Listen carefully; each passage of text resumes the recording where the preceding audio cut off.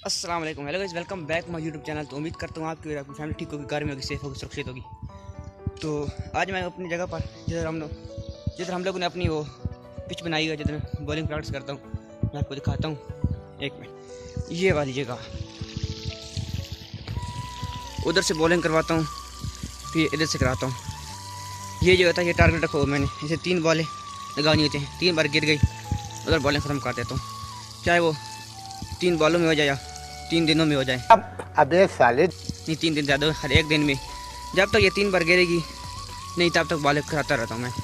तो मैं आपको बॉलिंग भी दिखाता हूँ जो मैं करवाता हूँ, फिर आप लोग मुझे बताना कि वो लोग ठीक करा रहा हूँ कि नहीं। सच बताऊँ तो मैं वैसे फ़ुटबॉल खेलता हूँ, फुटबॉल का प्लेयर हूँ। क्रिकेट की तरफ कैसे आया हूँ वो फिर कभी किसी दिन बात करेंगे, लेकिन फ़िलहाल आप लोग मुझे ये बताना कि मैं प्रैक्टिस ठीक कर रहा हूँ, किधर मिस्टेक नहीं कर रहा, क्योंकि मैं अकेले ही कर रहा हूँ, मुझे कोई बताता नहीं है कि इधर से ऐसे कर, उधर से कर। बाकी आप लोग वीडियो को पूरा देखना और मुझे बताना फिर कमेंट में कि मैं किधर से गलती कर रहा हूँ। तो तब तक चैनल को सब्सक्राइब कर दो और वीडियो को लाइक कर दो। Let's go.